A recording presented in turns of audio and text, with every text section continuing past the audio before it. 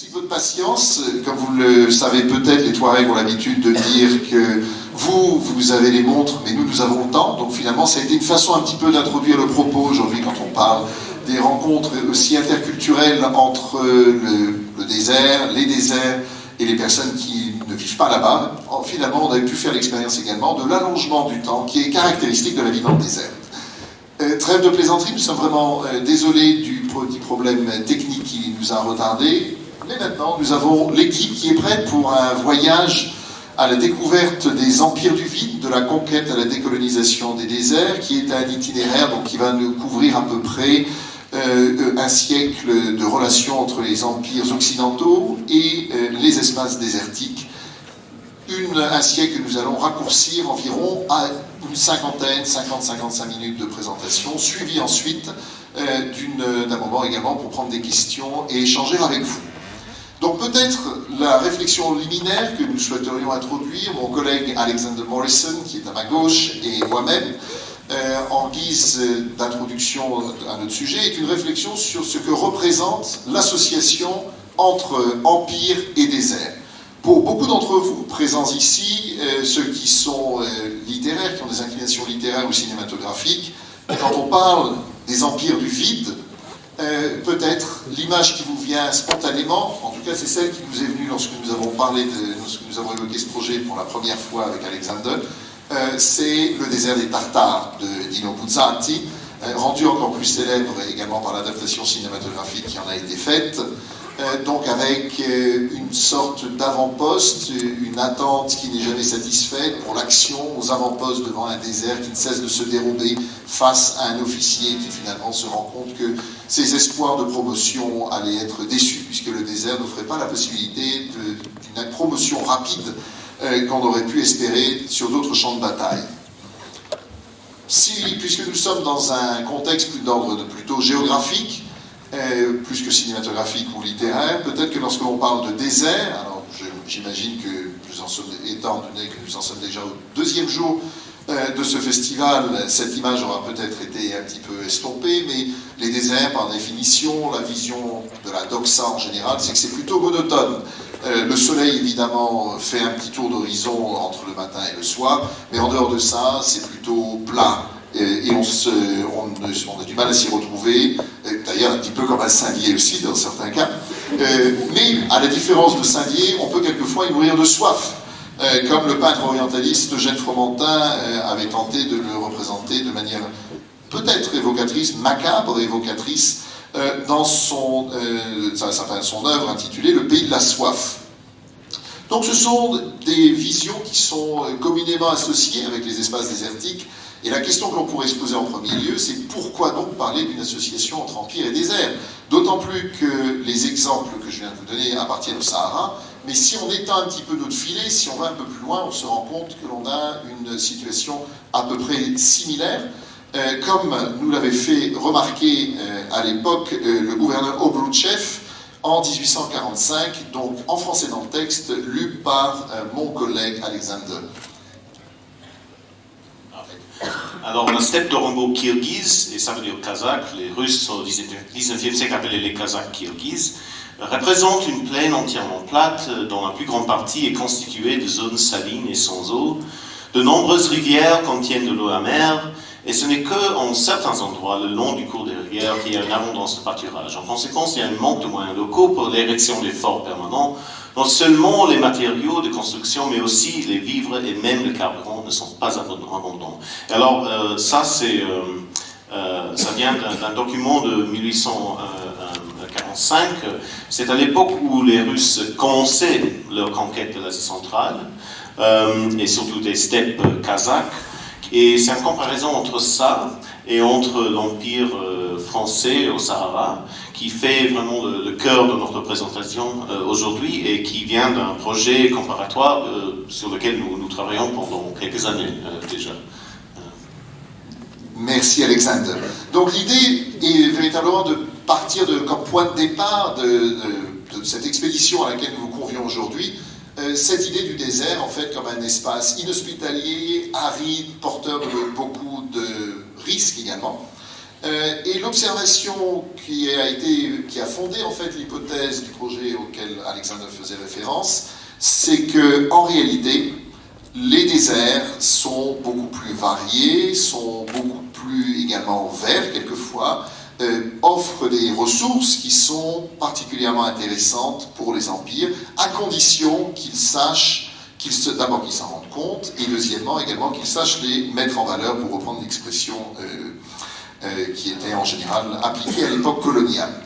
C'est un petit peu d'une certaine manière le pendant d'un point de vue historique de l'analyse que nous avons, qui est présentée également dans l'exposition qui est présentée en ce moment au cloître, dans le cloître adjacent à la cathédrale de Saint-Dié, qui s'appelle, donc j'ai préparé avec mon père, le photographe Alain Seb, et qui s'intitule « Apprivoiser le désert, trajectoire saharienne ». Donc c'est vraiment une réflexion parallèle, là-bas c'est plutôt photographique et géographique, ici aujourd'hui nous sommes dans l'histoire et la géographie, mais en fait mettre en valeur le fait que les espaces désertiques sont beaucoup plus variés, ils sont également beaucoup plus fertiles quelquefois que ce qui a été imaginé, et quand ce n'est pas le cas, en réalité nous nous rendons compte qu'il y a eu de très nombreux empires qui ont choisi de passer outre éventuellement leurs préjugés vis-à-vis de ces espaces et d'investir des moyens qui sont parfois considérables pour pouvoir surmonter les obstacles représentés par l'environnement désertique. Parce que notre idée, après avoir tenté de battre en brèche cette vision d'après laquelle le désert n'a pas beaucoup de valeur, ne consiste pas néanmoins à vous présenter cet espace comme particulièrement agréable ou accueillant. Il y a évidemment, et nous allons en parler tout au long de cette présentation, un certain nombre de défis qui se posaient pour les empires qui arrivaient de l'extérieur et qui essayaient de conquérir ces espaces désertiques, à la différence de ceux qui étaient nés au sein même de l'empire.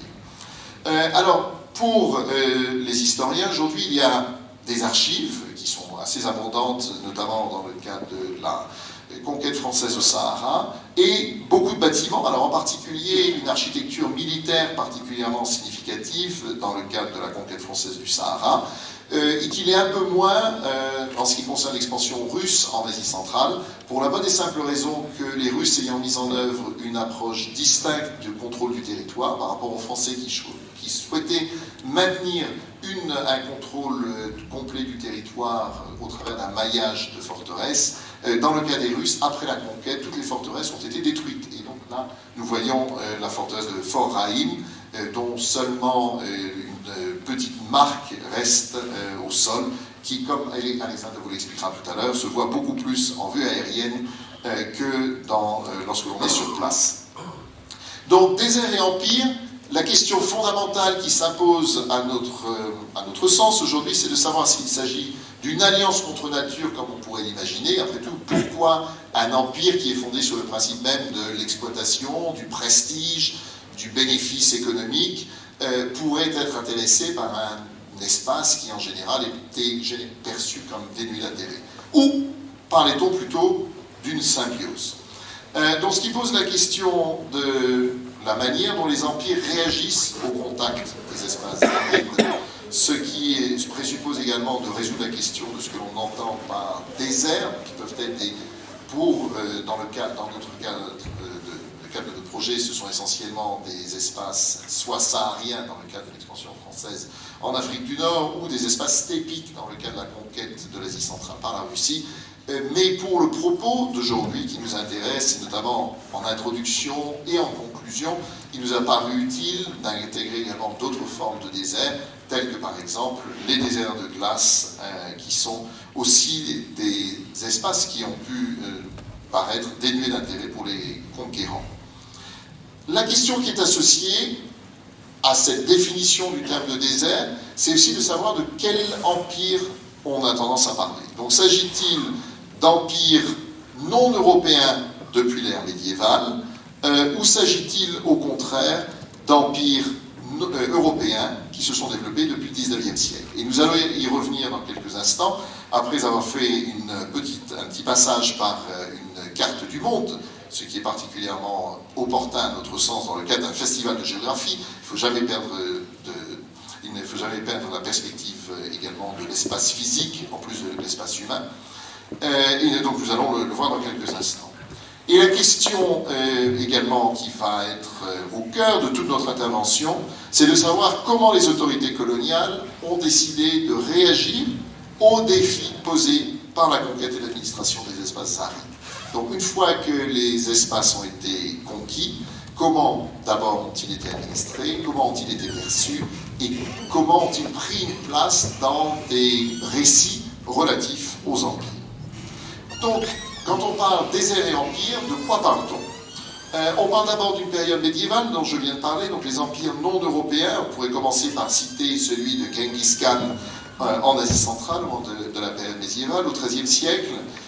Également le développement de l'Empire ottoman au Moyen-Orient, dont Alexandre va vous parler un petit peu plus en détail maintenant, avant que nous passions aux empires contemporains. Donc, je ne sais pas, Alexandre, si tu veux prendre le micro, en principe celui-ci fonctionne aussi. Bon. Je pense que c'est mieux si je prends celui-là. Bon, donc ce que je veux dire sur l'empire de Genghis Khan, elle est originaire, pas exactement du désert, mais des pâturages assez riches au nord du Chine, en Mongolie contemporaine. Mais ça embrassait bien sûr toute la zone steppique et aride de l'Asie centrale, qui faisait en un certain sort vraiment le cœur de cet empire, surtout du point de vue militaire. Alors, les Mongols ont réussi à dominer beaucoup de sociétés sédentaires voisines, mais la chose le plus importante pour eux était de maintenir le pouvoir de cavalerie. Chaque soldat mongol avait au moins 5 chevaux. Alors même un armée mongole disons de 100 hommes, et ça ce n'était pas rare, avait 500 chevaux. Et alors c'était les pâturages de la steppe et c'était la vie nomadique qui développait leur pouvoir, disons, en combat, en la guerre. Et alors c'était vraiment fondamentalement un empire nomadique qui est originé dans ces espaces de mobilité, y compris les déserts de l'Eurasie. Quand on parle de l'Empire ottoman, c'est un peu plus compliqué. Je dois dire que je ne suis vraiment pas un spécialiste sur ce sujet-là. Alors, eux aussi traçaient leurs origines à la steppe et en Asie centrale, mais le lignage d'Osman est vraiment devenu important en Anatolie, alors sur l'intérieur de l'Anatolie, qui est aussi une zone pastorale, plus ou moins. Mais la chose la plus importante pour eux, c'est vraiment l'héritage byzantin.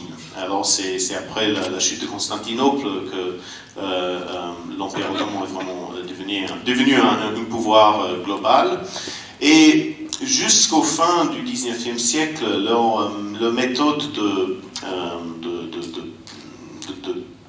dominance, disons, dans les zones désertiques du Moyen-Orient, était plutôt ce qu'il y avait à des époques plus anciennes. Alors, il gouvernait surtout à travers les élites locaux, il n'essayait pas vraiment de contrôler tout le territoire.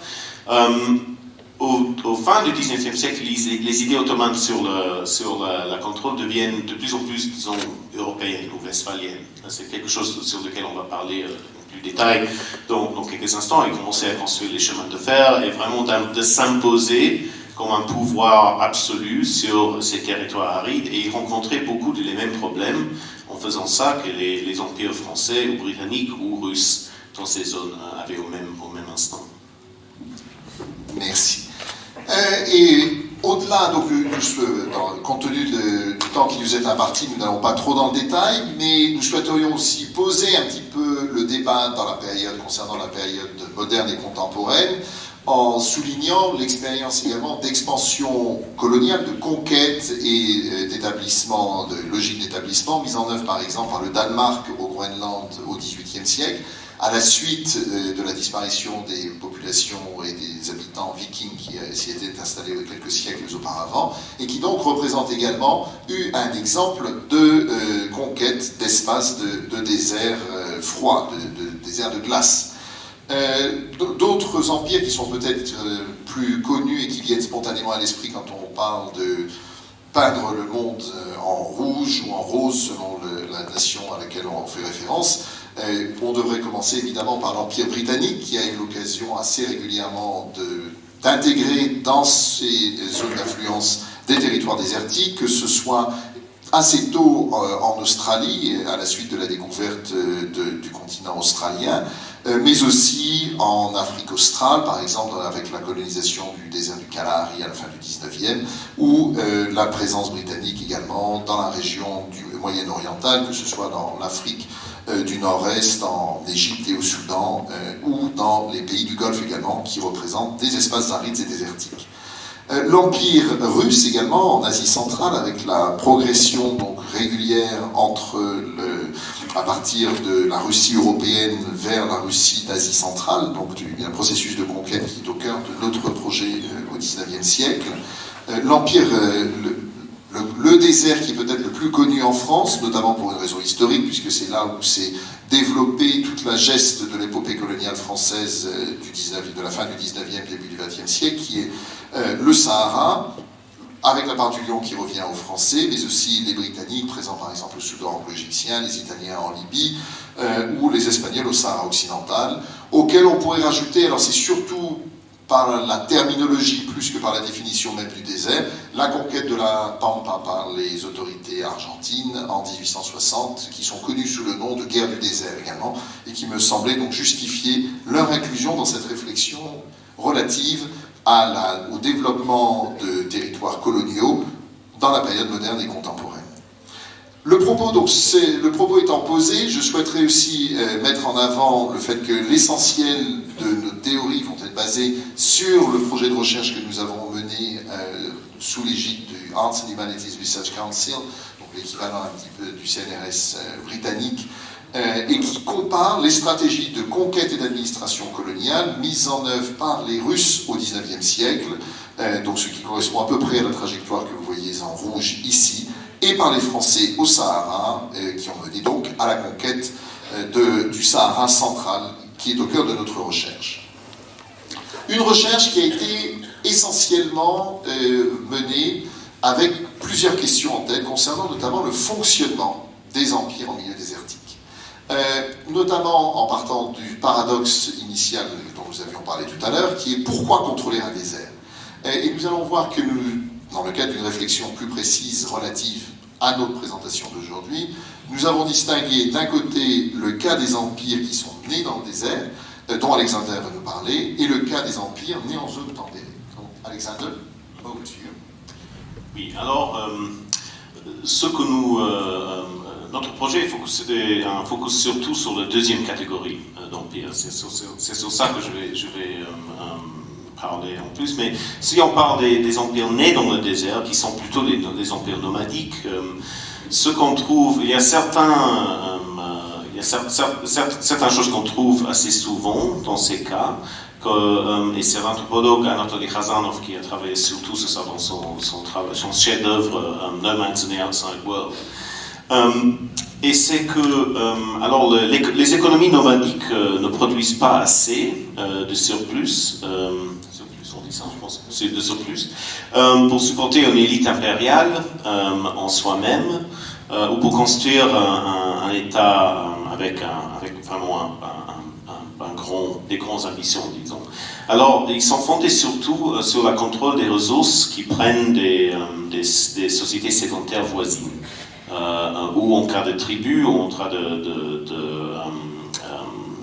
commerce, ou par les raids, ou surtout par la dominance. Et ces empires-là, ils ont des idées sur le territoire, normalement un peu diverses de ce qu'on rencontre parmi les empires territoriaux qui sont nés dans les zones agraires et sédentaires. Pour eux, c'est le contrôle des routes de mobilité qui sont importants. Les routes de mobilité, les pâturages, les oasis, mais pas en soi le territoire agraire. Et aussi, pour eux, la propriété la plus importante, c'est dans les animaux, qui aussi sont mobiles, c'est pas dans la terre en soi-même. Et ça produit une politique vraiment...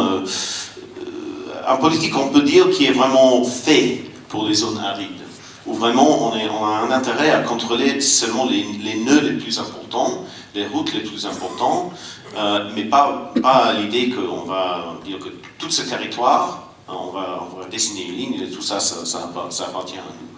Tandis que les empires néo-tempérés, surtout ceux de l'époque moderne, qui sont le focus de notre recherche après le traité de Westphalia, ont des idées territoriales très fixées.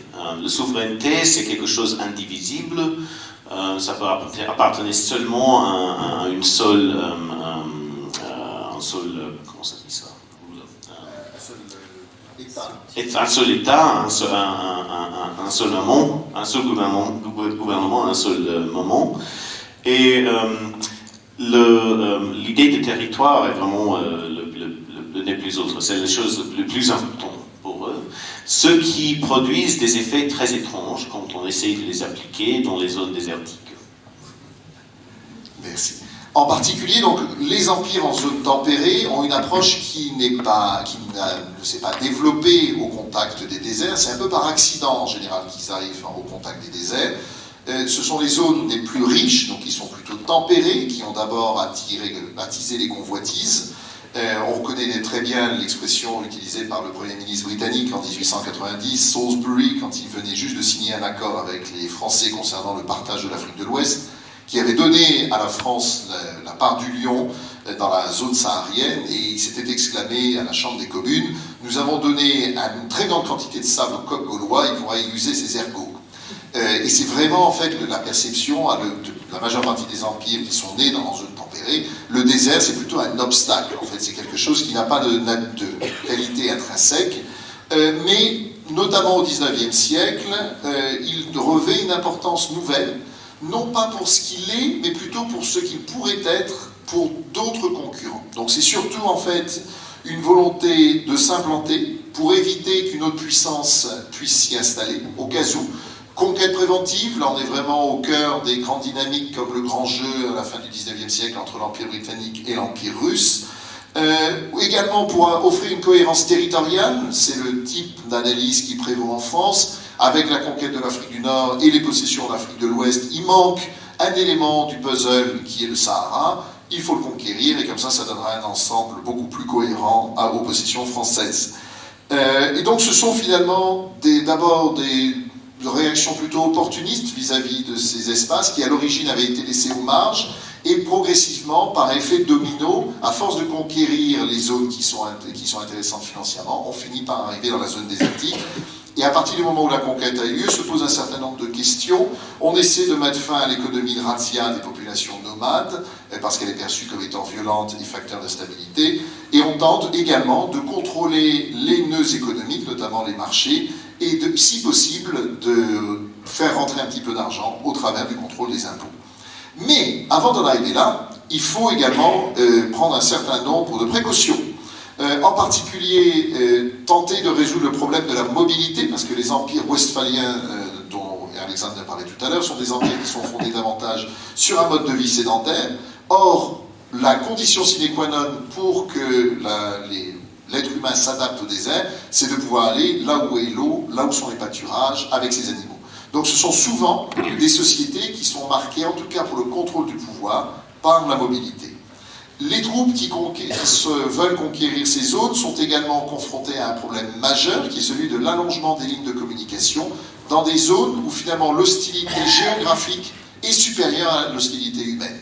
Donc, bien sûr, il peut y avoir des embuscades, il y en a eu de célèbres, la mission Flatteur de 1880 qui a été donc détruite en est un exemple, mais souvent, l'obstacle primordial, c'est, comme pour les armées de Cambyse à l'époque de l'Antiquité, eh bien, c'est tout simplement l'environnement, le vent, le sable, la combinaison en fait un vent de sable, et la difficulté également de s'orienter. La question qui se pose également est de résoudre la tension entre, d'un côté, tenter de protéger ce que l'on a déjà conquis, mais aussi garantir un établissement qui est inscrit dans la durée. Or, pour durer, il faut aussi pouvoir projeter son pouvoir, c'est-à-dire il faut pouvoir être nomade et poursuivre le nomade dans sa mobilité. Donc il y a vraiment une nécessité d'adapter les outils de l'Empire pour pouvoir arriver à être opérationnel dans ces contextes-là. Et l'un des enjeux fondamentaux, c'est aussi celui de passer de la conquête, qui est une phase plutôt militaire, à celui de l'administration, qui est une phase où un pouvoir civil, en tout cas dans un système colonial qui ne va pas être nécessairement démocratique, qui ne sera pas démocratique, mais qui ne sera pas marqué nécessairement par la présence ou le contrôle militaire unique. Donc ce qui nous amène à poser notre réflexion à la fois sur comment conquérir le désert, mais aussi comment le contrôler. Alors commençons par regarder la conquête. Comment peut-on, quels sont les défis logistiques d'une campagne dans le désert?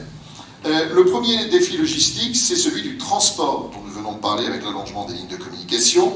Les ressources de transport locales sont particulièrement limitées. Trouver le nombre de chameaux nécessaires est souvent une difficulté. Alexandre vous en parlera dans un instant. Et donc, il faut souvent faire preuve d'ingéniosité et trouver des ressources.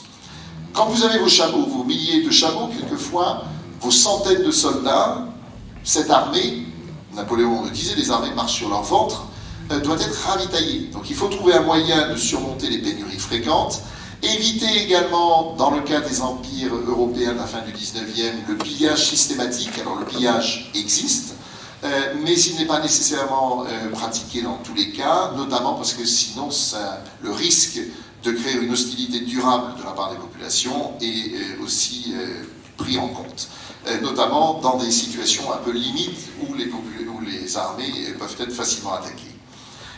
C'est aussi un problème lié à l'orientation.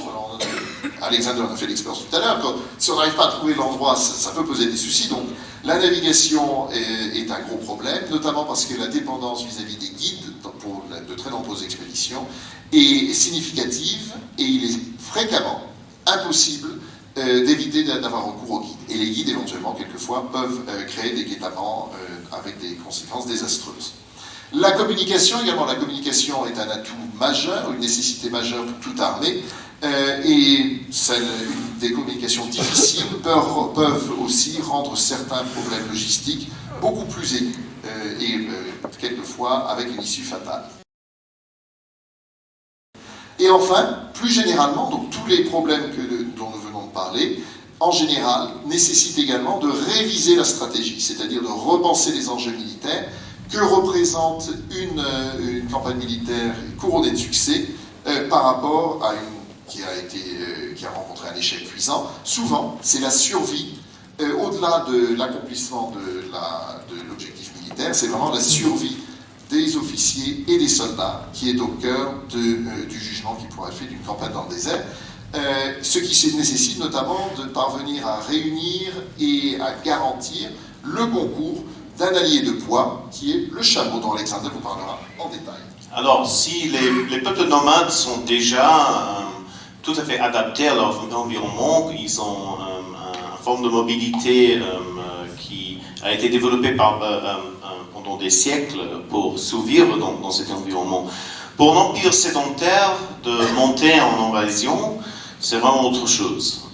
Et ça demande un effort logistique vraiment pas proportionnel à la quantité des troupes, on peut dire. Alors, le premier exemple de ça, d'un envahissement sédentaire qui a eu du succès, c'est celui de l'empire Qing chinois contre les Jongas au milieu du XVIIIe siècle. Moi, je vais parler plutôt de l'exemple des Russes. Alors, cette illustration ici, ça vient d'une mémoire de l'expédition russe contre Khiva en 1839, qui a été une catastrophe entière, parce que presque tous les 10 000 chameaux qu'ils ont essayé d'utiliser sont morts de froid au cours de cette expédition. Et vous voyez que le Vojak, le conducteur de ces chameaux, il n'est pas russe, il est kazakh. Et ça démontre que quand il vient aux chameaux, les Russes avaient une dépendance absolue sur les nomades de la steppe. Ils ne savaient pas comment les gérer, ils ne savaient pas comment les élever. Alors avec cette expédition, il y avait 5000 troupes, 5000 soldats russes, et il y avait 1000 de conducteurs kazakhs qui leur ont aidés. Ce qu'on trouve alors, c'est que une armée européenne du 19e siècle, elle pourrait avoir tous les comment ça s'appelle, Toutes les armes, oui. Toutes les armes modernes qu'on pourrait utiliser. Les Russes, dans cette expédition, avaient des roquettes, roquettes, on peut dire ça? Congreve rockets. Pour un type d'artillerie assez mise à jour de cette époque. Oui, des obus, mais ça n'a aucune utilité si on ne peut pas bouger. Et on arrive à bouger dans ces zones, soit aux steppes, soit au Sahara, seulement grâce aux chameaux, qui sont gérés seulement par la population locale, surtout par les nomades. Merci.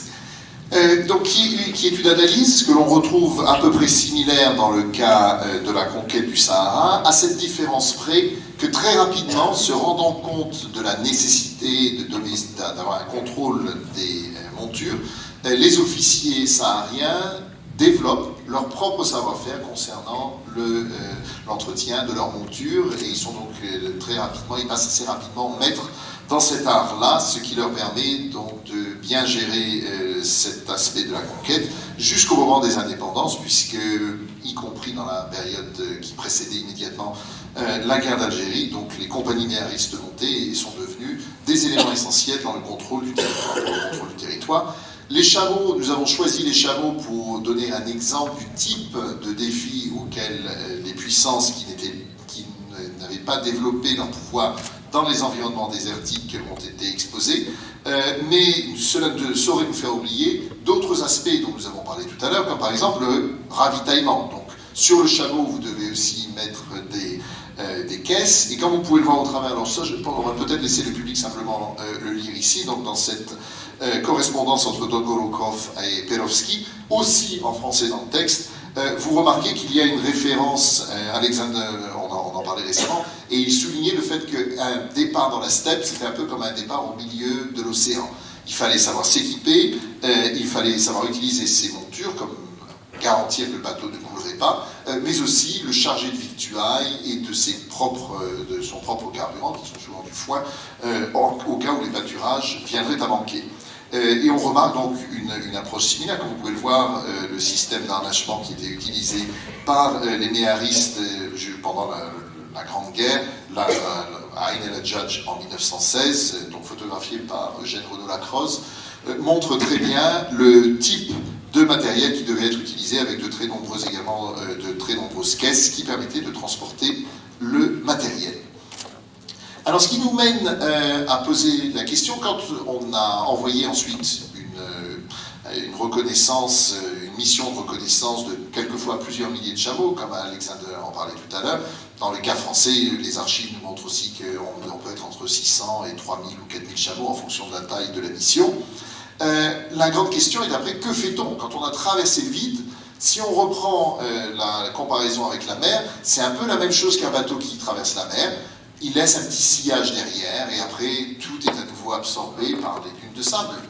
Or, un empire, par définition, essaie de s'installer dans la durée. Il veut être là pour contrôler les populations de manière un peu plus assidue que simplement quelques jours par an, lorsque la mission passe. Et c'est en cela où on constate que surveiller le vide, en réalité, est une obsession militaire qui est loin d'apparaître seulement au XIXe siècle.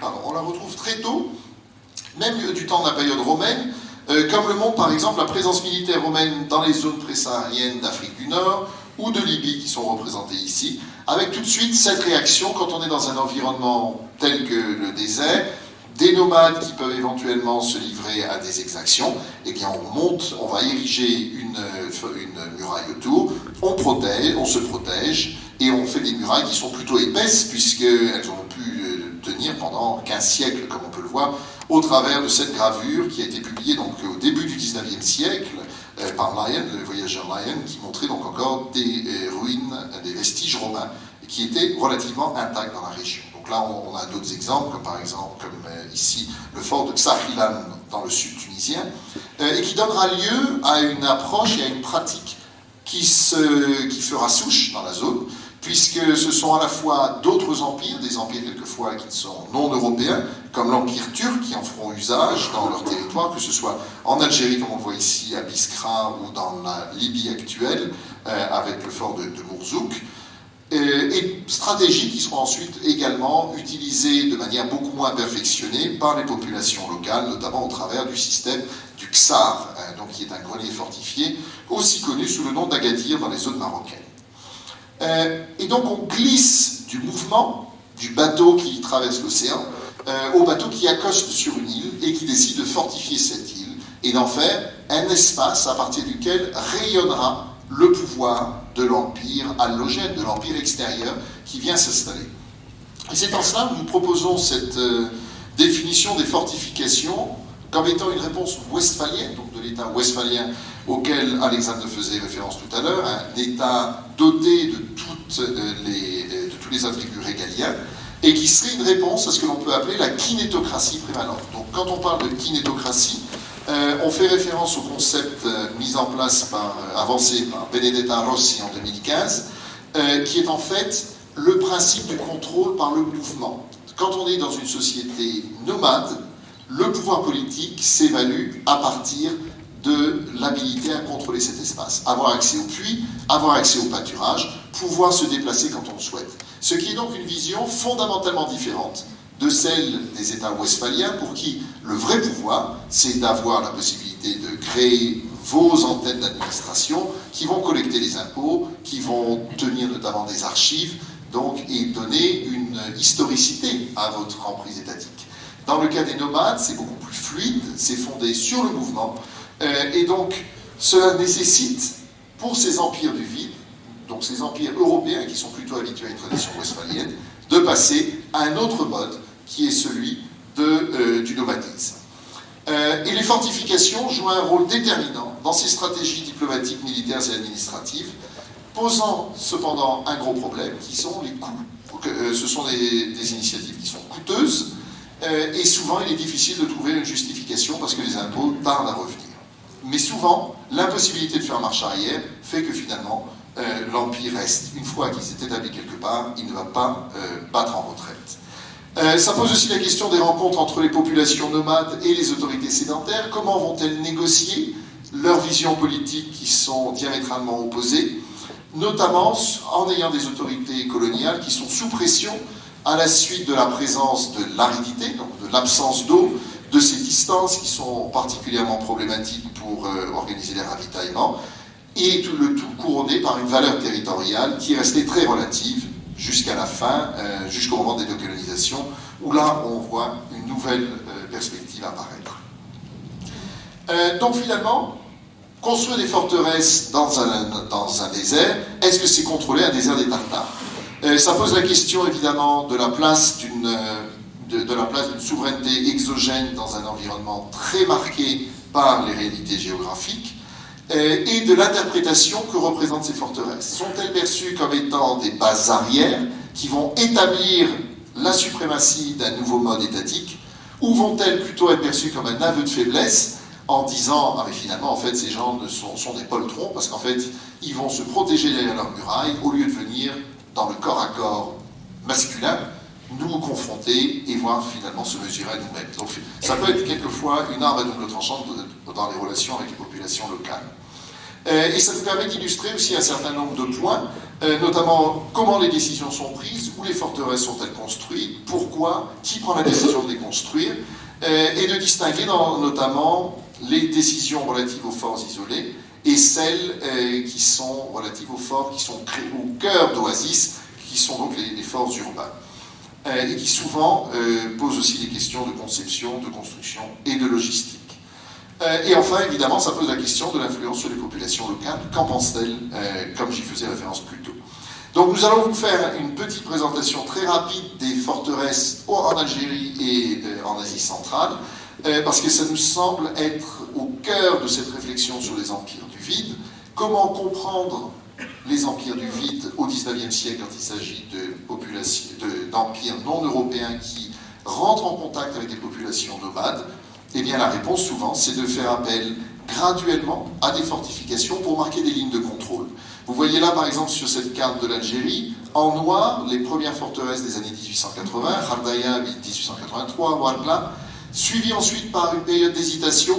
Le gouverneur général Cambon n'était pas vraiment certain de ce qui allait se passer, il ne voulait pas prendre de risques diplomatiques, il ne voulait pas s'embrouiller avec Paris qui n'était pas vraiment enchanté à l'idée de se répandre au Sahara. Donc il crée ce qu'on appelle des forts d'arrêt. Ce sont ceux qui sont en rouge sur la carte, destinés à marquer une sorte de frontière symbolique, au-delà de laquelle les populations nomades ne feraient pas d'incursion, ce qui permettait d'honorer la parole vis-à-vis des populations qui avaient fait allégeance et qui attendaient, à juste titre, d'être défendues par l'autorité coloniale contre les incursions de celles qui étaient encore insoumises. Et après, au tournant du siècle, les choses changent. Nouveau gouverneur général, décision d'expansion vers le Sahara central, résolution des conflits avec la Grande-Bretagne, un boulevard s'ouvre pour les autorités françaises, il est saisi, et là vous avez tous les forts écrits, dont les noms sont écrits en bleu, qui sont construits au tournant du siècle, 1900-1903, avec la volonté de conquérir le Sahara central, qui se poursuit ensuite par une poussée vers le sud et vers l'est, marquée en particulier par les noms en couleur sable. Désolé, je sais que ça ne se voit pas très très bien, mais c'est surtout vers le massif du Yoga et le Tassili des Adjeb, juste avant la Première Guerre mondiale, qui ensuite donc, donne lieu à une période d'instabilité autour de 1916. L'autorité coloniale reprend le dessus, à la suite, donc, dans le cadre d'une politique de répression, et dans l'entre-deux-guerres, le pouvoir se stabilise, se consolide, et ce sont les forteresses que l'on voit en rose, dont les noms sont écrits en rose, qui apparaissent. Donc sur une carte, vous voyez bien le développement géographique, la façon dont le Sahara central a été enveloppé un petit peu par le pouvoir colonial. Et à l'échelle actuelle, donc ça représente ce que l'on voit ici sur une carte d'Algérie. Et Alexander va vous parler également donc, de la partie d'Asie centrale. Alors, au début du 19e siècle, la frontière russe se trouvait plus ou moins au nord de la steppe, entre les forteresses, bon, où on pourrait on pourrait les appeler même les Kasbah de Uralsk, Orenburg, et aussi plus à l'ouest, Omsk, Semipalatinsk. Et c'est aux années 20, on a commencé à construire ce qu'on appelait les divans, ou les prikazi, pour contrôler les Kazakhs de le moyen ordre et le petit ordre. Et puis, aux années 40, à l'époque de ce document, de cette lettre de Obruchov qu'on a lu, qu'ils ont construit leur première forteresse vraiment au fond de la steppe à Irgiz et à Turgay, alors aux années 45, à l'année 45 du 19e siècle. Puis, ils ont fait un sauté assez long jusqu'à la rivière Sirdaria, au bord où la mer Aral était à l'époque. Comme vous voyez, elle n'est plus là. À Raïm, ou Raïmsk ou Kreplini, comme les Russes l'ont appelé. Et ça, c'est suivi de la construction de ce que les Russes appelaient la ligne du Sirdaria. Alors, ils ont essayé de construire une nouvelle frontière au milieu de la steppe, le long de cette rivière de Raïm, de la mer d'Aral, jusqu'au fort Perovski, qui était une forteresse du Khanat de Kokand, qui s'appelait avant Akmasjid, ou la mosquée blonde. Alors, Fort Raïm, nous l'avons vu un petit peu déjà sur place, et on voit, c'est presque la seule forteresse russe en Asie centrale qu'on peut voir toujours en utilisant Google Maps ou Satellite, parce que les Russes l'ont abandonné après 8 ans et ce n'est pas développé dans une ville. Alors c'est seulement un petit village de pêcheurs et les restes se voient aussi. Ce qui a beaucoup d'intérêt aussi, alors ça c'est une vue contemporaine de Raïm comme elle était en 1948, et le dessinateur, c'est le poète national ukrainien Taras Shevchenko, qui a été exilé à la steppe d'Orenburg à cette époque, qui nous a laissé, les seules images que nous avons de Raïm à cette époque sont celui que lui, c'est les aquarelles que lui a dessinées, et ça c'est comment les mêmes endroits s'apparaissent en 2012 quand on a fait une expédition là-bas. La forteresse la plus importante pour les Russes et aussi pour la population locale, alors surtout pour la Khanat de Kokand qui a et un État sédentaire qui a commencé à construire son propre empire dans la steppe au début du 19e siècle, a été prise par les Russes en 1853. Et on voit ici ce que l'historien Moulanias Kokandi a écrit sur ça, que cette forteresse était un talisman qui était la première porte d'entrée dans les pays du peuple de l'islam de Mawar al-Nahr. Alors la signification de cette chute était claire aussi pour lui à cette époque. Ça, c'est un vue d'une des forteresses que les Russes ont construites. Vous voyez qu'ils sont beaucoup moins pittoresques que ce que les Français ont construit au Sahara. Et ça, c'était parce que c'était les forteresses contre l'artillerie.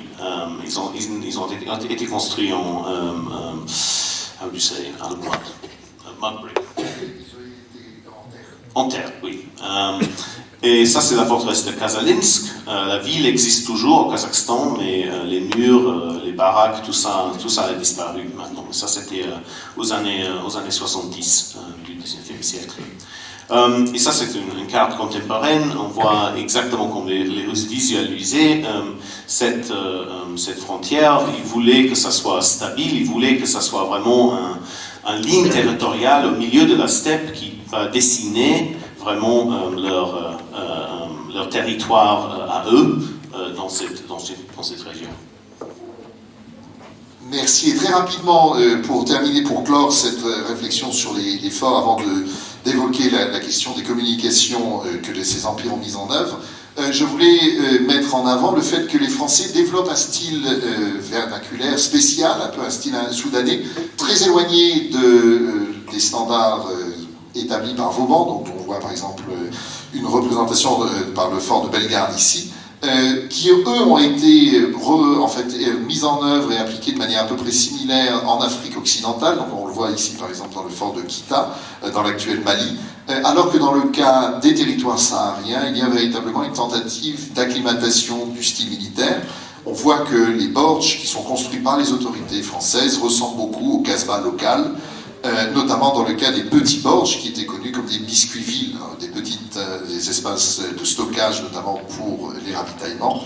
Mais même les grands forts se distinguent par une architecture particulièrement simple, destinée surtout à contrôler les passages stratégiques, comme on voit ici dans le cadre de la Tademaïd, qui permet donc de contrôler le passage vers le Sahara central. Les fortifications qui sont établies dans les oasis en général sont beaucoup plus développées elles aussi, mais sans pour autant faire appel à des principes liés à Vauban par exemple, comme je l'évoquais plus tôt. La construction suppose aussi de grands efforts. Il est nécessaire de tout emmener au milieu du désert, donc jusqu'au éventuellement que ce soit les clous, les vis, les charnières, tout doit être amené. La chaux doit être cuite sur place, donc la plupart du temps ça signifie qu'il est nécessaire de brûler beaucoup de bois dans la zone. Et il faut également trouver la main-d'œuvre, l'amener et la nourrir sur place. Donc même si les conditions ne sont pas celles des hôtels 4 étoiles, on constate que cela représente des investissements qui sont significatifs, comme le montrent la plupart du temps aussi tous les documents qui nous permettent d'évaluer les coûts. Donc si en général les campagnes de construction sont très largement documentées, nous permettent de savoir que la construction d'un petit fort, par exemple, revenait en général l'équivalent à peu près de 300 000 € de nos francs. Donc ce qui était, pour un budget comme celui des territoires sahariens, assez conséquent. Et on constate un petit peu la même chose du côté russe également. Oui, alors les Russes ils ont essayé de construire cette frontière au milieu de la steppe, et ils ont trouvé que ces forteresses n'étaient pas une source de stabilité, mais vraiment de faiblesse. Leurs garnisons étaient misérables, ils étaient très coûteux, il n'y avait pas d'impôts locaux pour les soutenir. On a dû importer toute la nourriture, tous les matériaux dont on avait besoin, et ça a coûté, bon, comme vous voyez ici, plus que 700 000 roubles d'argent par an. Et alors, c'est vraiment à ces moments-là qu'ils ont commencé à discuter qu'est-ce qu'on va faire. enfin, ils ont décidé d'avancer encore, jusqu'à Tashkent, jusqu'aux zones sédentaires, à l'autre côté de la steppe. Mais il y avait des gens qui disaient qu'il fallait retourner à la ligne de d'Orenbourg et ne pas même essayer de contrôler cette aire aride de vide, que ça ne valait pas la peine. Et enfin, la raison pour laquelle ils n'ont pas fait ça, c'était le prestige, on peut dire. Bon, je pense qu'on va passer maintenant des forteresses, des points fixés dans la steppe encore à la mouvement, à la communication, à les essais de conquête et de mobilité. Alors, l'un des exemples les plus importants du côté russe, c'est l'expédition à Khiva en 1873. Vous vous souvenez qu'ils ont essayé d'envahir Khiva 40 ans avant. Et ça n'a pas réussi, à cause surtout des problèmes logistiques. Alors cette fois, ils ont essayé de l'attaquer de 4 côtés en même temps, pas seulement d'Orenbourg au nord, mais aussi de l'Est, alors du gouvernement général de Turkestan qui a été fondé à cette époque, et aussi de la côté du mer Caspien. Et ils ont réussi cette fois. Mais c'était énormément coûteux et énormément difficile. Et une de ces colonnes, peut-être vous voyez, c'est terminé au milieu du désert. Maintenant, c'est le territoire de Turkménistan, parce que, oui, ils n'avaient pas assez d'eau. Et ils ont été forcés à retourner. Et la colonne de Turkestan a presque rencontré un désastre. Alors ça, c'est une évocation en peinture du peintre Karazin qui démontre ça. Mais je pense qu'il n'exagère pas comment ils ont souffert, et surtout comment les chameaux ont souffert en ça. Et c'est seulement le guide kazakh qui l'ont sauvé. C'est eux qui ont trouvé les puits à le moment essentiel, qui a pu laisser l'expédition aller jusqu'au Sirdaria, au Amudarya, et puis à Khiva. L'autre exemple d'une compagnie désertique du côté russe, c'est les 2 sièges de Göktepe en 1879 et en 1981. Et ça c'est le territoire du Turkménistan. Aujourd'hui, c'était contre les Turkmènes. Les Turkmènes avaient construit une forteresse eux-mêmes, c'est le site de Göktepe. Et le premier assaut, en 1879, n'a pas réussi. Et aussi, eh bien, il y avait des raisons tactiques pour ça, mais la raison plus importante, c'est que les Russes ont pu apporter seulement 1500 hommes jusqu'à ce point-là, parce qu'il n'y avait pas assez de chameaux. Et ils avaient rencontré des difficultés logistiques énormes. On voit aussi qu'ils avaient énormément sous-estimé leurs opponents, les Turkmènes de la tribu Akhalteke. On voit que le colonel Malama, qui était de l'état-major, disait que on avait conclu que les Teke étaient des halatniki. Alors halat veut dire robe de... Comment ça se dit? Robe de chambre en russe. En russe, mais aussi en persan. Et alors qu'ils étaient, des opponents pénibles qu'on ne devait pas prendre au sérieux, et bon, ils ont trouvé autre chose. Mais le deuxième siège a réussi, et ça, c'est un siège qui est très notorieux peut-être pour 2 raisons. Le premier, c'est que c'est le général Skobelev qui l'a géré, et Skobelev était un commandeur assez, moi je dirais sadique, ils ont massacré plus de 14 000 Turkmènes, y compris les femmes et les enfants, après la chute du forteresse. L'autre raison, c'est que c'est la première conquête coloniale qui a utilisé un chemin de fer qui a été construit exprès pour ce but. Alors c'est plus que 15 ans avant celui de Kitchener au Soudan. Et qui est devenu le chemin de fer transcaspien, dont on va parler dans quelques instants. Ce texte en français, je l'ai mis, ce n'est pas vraiment beaucoup d'affaires avec les déserts, mais l'original est en français. Alors, Skobelev, quand il écrivait à ses collègues vraiment proches, il écrivait en français, comme beaucoup de l'élite russe. Et ça donne un peu une idée de son caractère. C'est pour ça que je l'ai mis là. Oui, on va passer à la comparaison. Ah bon. Alors, oui. Oui, je me rends compte qu'on a commencé avec un petit peu de retard et je garde suffisamment de temps pour les questions. Donc, on voulait vous parler des comparaisons intercoloniales, la façon dont les Russes et les Français étaient souvent en relation, ou s'observer et essayer d'opérer des transferts. Pour ceux que ça intéresse, éventuellement, on peut vous envoyer la diapositive. Mais on va juste aller à la partie suivante parce que ça nous permet, dans les 10 dernières minutes, de terminer. Après, ça nous laissera un quart d'heure de discussion. C'était de mettre en évidence le fait qu'il y a la nécessité à un moment donné de passer de la phase d'expansion à celle de consolidation, en particulier en utilisant des moyens similaires. Donc, par exemple, Alexander vient de faire référence, la transition était très bien amenée, à Kitchener qui organise la reconquête du Soudan entre 1896 et 1898. Que fait-il? Il utilise le Nil, évidemment, il essaie de faire venir donc, des bateaux à vapeur, il s'en sert même pour tirer sur ses opposants, les forces du Mahdi, mais après se pose la question de la façon dont on passe d'une mobilité de guerre à une mobilité de paix, notamment parce qu'il est nécessaire quelquefois de convertir les moyens de communication. On en a un exemple au moment de la conquête, donc si les chameaux ont joué un rôle important, pour la conquête de la période de 1885 sous le général Gordon, en 1896-98, le grand allié du Kitchener, donc cet homme dont le poster est devenu célèbre avec Your Country Needs You, a été le chemin de fer. Il a été le premier à se rendre compte que l'usage du chemin de fer permettait de transporter les troupes là où on en avait besoin, quand on en avait besoin, rapidement. Donc le matériel était de très bonne qualité, puisque même de nos jours, au Soudan, on peut encore voir le matériel qui est resté sur place.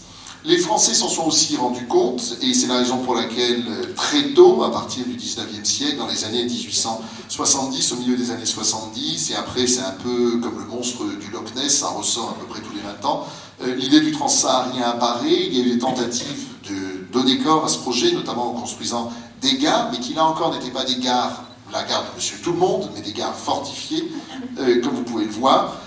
Mais finalement, pour diverses raisons sur lesquelles nous étalerons peut-être dans la conversation, dans les questions et pas maintenant, très vite, le chemin de fer transsaharien est arrivé au bout. Ça a été un petit peu une impasse, donc là vous voyez la fin du Méditerranée-Niger à Abadla. C'est un peu une métaphore, je pense, tout à fait appropriée pour parler du chemin de fer en zone désertique.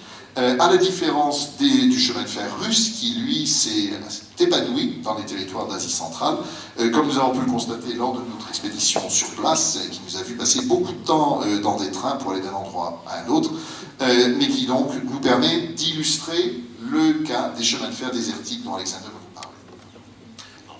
Seulement pour dire que oui, les Russes ont construit d'abord la ligne transcaspienne, qui commence à la mer Caspien et va qui est allé jusqu'au Samarcande, il arrive là en 1888.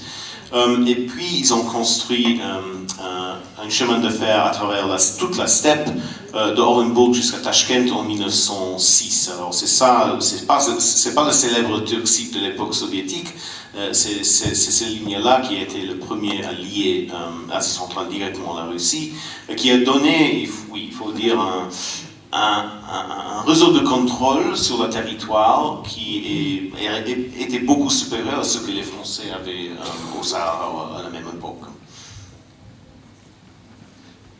Et avec le chemin de fer et la discussion du chemin de fer se pose la question du développement et de ce qu'il a été fondé d'appeler également la mise en valeur, avec la volonté de trouver des moyens de rendre ces empires rentables. Et avec l'arrivée du XXe siècle et le développement du tourisme, on voit l'idée du voyage de loisirs dans les zones désertiques prendre corps. Donc c'est par exemple le chemin de fer transcaspien. Ah oui, seulement je voulais dire, oui, il y avait beaucoup de monde qui voyageait sur ce chemin de fer, surtout aux années 80 du 19e, parce que c'était vraiment une nouveauté, c'était une terre sauvage, dangereuse, où il y avait des Turkmènes et c'est devenu tout à fait accessible grâce à ce chemin de fer. Il y a même un roman de Jules Verne Claudius von Barnack, qui est basé sur je pense que sur le compte du journaliste français Napoléon Ney, qui a fait ses voyages à cette époque.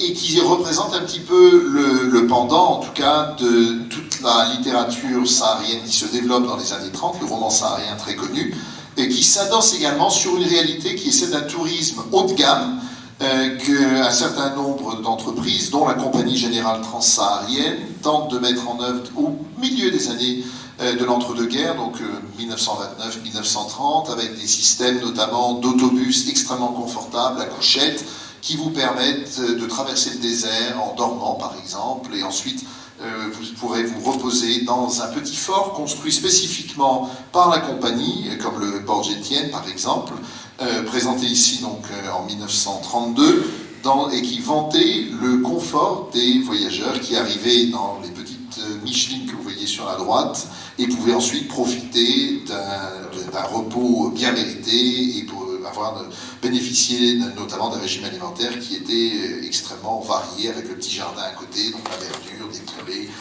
frais, de la nourriture qui était tout à fait agréable et qui représentait un tournant fondamental par rapport à ce qui était généralement associé avec l'expérience du désert. Donc là on voit un autre Borg de la compagnie transsaharienne à Regan dans les années 1930.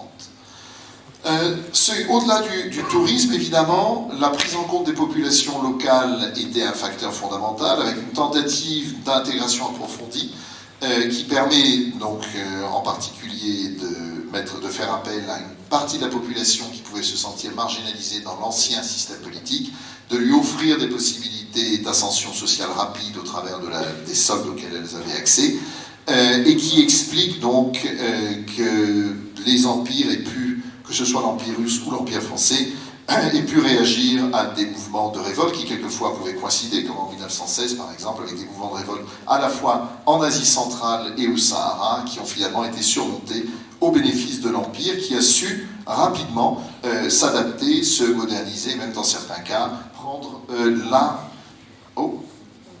alors je suis vraiment désolé, on a un petit souci ici, donc s'adapter, se motoriser également, dans certains cas. Donc pour le bénéfice, pour éviter de finir trop en retard, je vais continuer et vous parler du dernier mouvement qui est celui que nous appelons les crépuscules d'empire, qui sont des trajectoires contrastées, marquant quelquefois des convergences mais aussi des divergences. En termes de convergence, c'est un changement de perception de la part des colonisateurs que l'on illustre donc par une image qui vous sera présentée dès que ça revient. Curieusement, j'ai l'impression qu'on a un petit souci. Non? On n'arrive pas à montrer la diapositive suivante. Bon, donc on va continuer comme ça, qui associe donc les espaces désertiques avec la modernité, qui peut être une modernité variée, dont on va parler dans quelques instants. Voilà, vous avez l'image que je voulais vous montrer non, on la voit ici, mais pas là-bas. Mais également le fait que tant en Asie centrale qu'au Sahara, on a constaté un étiolement du nomadisme qui était net, mais aussi le fait que ces territoires, donc parallèlement à l'étiolement du nomadisme, ont été les laboratoires d'une modernité inattendue, avec d'un côté des sous-sols qui ont été découverts particulièrement riches, du pétrole, du gaz, de l'uranium, du fer. Donc ces espaces, pour revenir un petit peu à l'image initiale de cet espace qui n'a absolument aucune valeur, là on est à l'opposé. Au contraire, on découvre que le sous-sol saharien ou le sous-sol d'Asie centrale est très riche et qu'il est devenu en fait un avantage fondamental pour la nation qu'il possède. Ce qui est le comble de l'ironie étant que dans le cas notamment de l'Empire français, c'est au moment même où cet empire est en train de se déliter et dans les dernières années qui précèdent l'arrivée de l'indépendance. Une indépendance qui est perçue comme étant une menace aux intérêts fondamentaux de la nation à ce moment-là, notamment parce que le Sahara, comme l'Asie centrale l'est devenu aussi pour la Russie, est devenu un site également particulièrement important en termes de modernité. C'est un site de lancement spatial dans le cas de Baïkonour, mais aussi d'essais nucléaires à Regan. Donc finalement, on se rend compte que ces espaces qui étaient perçus comme étant aux marges, indésirables, sont en réalité, se sont placés au centre de l'échiquier de ces empires. à un moment où, dans le cas des Français, ils étaient en train d'arriver un petit peu au bout du trajet. Les divergences, c'est dans la construction des États postcoloniaux, avec notamment le fait que les États sahariens ne sont jamais parvenus à donner aux populations des populations sahariennes le pouvoir politique, à la différence de la construction des États-nations en Asie centrale, qui, elle, a été marquée par une tentative de l'URSS de donner donc aux diverses nationalités un accès à des États. Et enfin, les approches également distinctes de la modernisation, dont je crois que nous pourrons parler plus en détail éventuellement pendant les discussions. Sauf si Alexandre veut ajouter quelque chose.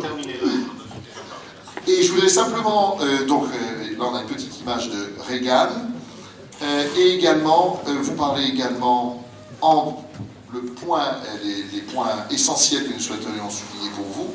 C'est le rôle des déserts en tant que prisme pour comprendre l'influence du milieu géographique sur les empires, en soulignant cette réflexion qui nous semble fondamentale sur cette réaction à double sens cette relation à double sens entre le milieu et les empires, c'est-à-dire lorsque les déserts ont enfanté d'empires par rapport aux empires qui ont dû s'adapter aux conditions spécifiques qui ont été offertes par l'environnement désertique lorsqu'ils ont dû s'y confronter. Ce qui révèle l'influence de l'environnement sur les stratégies coloniales, qui nous permet aussi un petit peu d'effectuer comme une radiographie des empires et des fonctionnements impériaux, avec une mise en exergue des choix stratégiques des empires qui se confrontent aux espaces sahariens, et également, en particulier, dans ce cadre, le rôle des fortifications et de la mobilité dans le contrôle de ces espaces marqués par une aridité extrême et des difficultés qui ont été surmontées de manière différente en fonction des circonstances et des trajectoires des empires qui s'y sont développés. Ce qui met en avant également le paradoxe que l'on a pu constater autour de l'évolution des perceptions, notamment dans le cas des empires qui sont nés en dehors des espaces désertiques, donc des empires exogènes, que ce soit l'Empire britannique, l'Empire français, l'Empire russe, initialement moqués pour s'être intéressés à des espaces qui n'avaient absolument aucune valeur, et qui finalement en ont fait des sièges de leur modernité, des espaces où se déployait leur puissance, leur pouvoir. Et finalement, si on en revient au XXIe siècle, au jour qui nous occupe aujourd'hui, eh bien on pourrait dire aussi que d'une certaine manière, une grande partie de la puissance russe est due à cette expansion dans des territoires qui étaient arides, les territoires du permafrost, donc au moment de l'expansion vers l'extrême est, ou vers l'Asie centrale, comme nous venons de le voir. Merci de votre attention et nous sommes maintenant disposés à poursuivre la conversation de manière informelle au travers de vos questions.